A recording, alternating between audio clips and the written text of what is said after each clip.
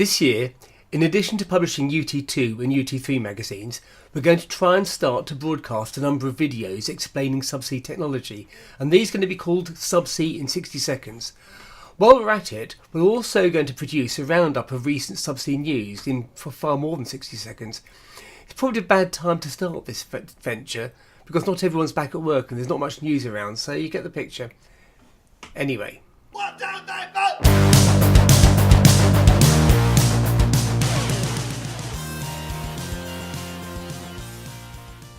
Well, it's been a promising start to the new year. Oil started approaching $70 a barrel. Last year, the Saudi oil ministry said it wanted to help the price of Brent crude reach $75 by the end of 2018.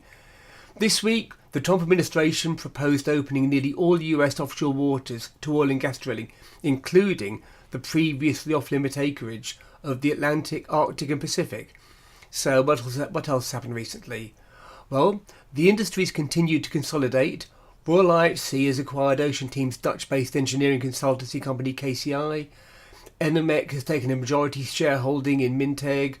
Wärtsilä has acquired the underwater ship IRM business Trident. And the joint venture between Ashtead Technology and Forum Subsea Rentals has been formalised. There's still a bit of fallout in the press following last year's multi-billion-dollar merger between Chicago Bridge and Iron, CBI, and McDermott. Some analysts say CBI is still laden with debt from the past and ask if McDermott is really healthy enough to take this on. So maybe there's a bit more to come out from that story. So what are the other headlines? Deep Ocean has been awarded a contract for the Snorre expansion project in the North Sea. DOF Subsea won new contracts to supply ROVs for Petrobras, and they'll be installed on the Scandi Angara and the Scandi Parity. Ultra Deep Solutions has launched its Andy Warhol vessel, and that should be ready by third quarter of this year. Heerema Marine Contractors was awarded work related to Maersk Oil's Tyra redevelopment project. MMT and Reach are currently carrying out trials on their new Surveyor Interceptor 2 ROV, and that should also be ready for work later this year.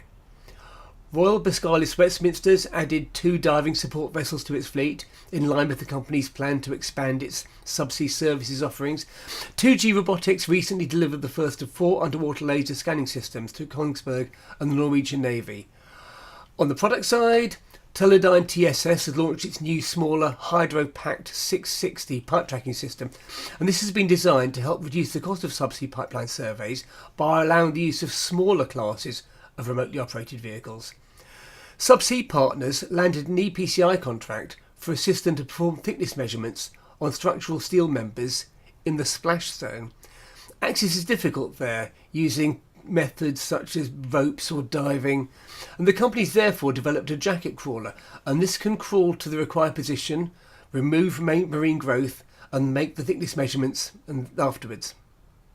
Have you ever wondered in a spar platform how the topside's mated with the hull? Boskalis recently published a time-lapse video of Statoil's Aasta Hansteen platform floatover, which is far too good not to share.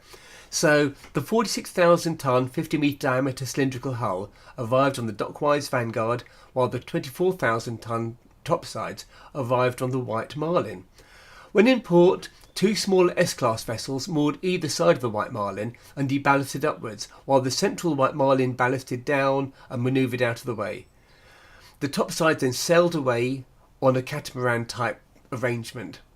If you want to know more about subsea engineering, read UT2 or UT3, the magazine or online magazine of the Society for Underwater Technology.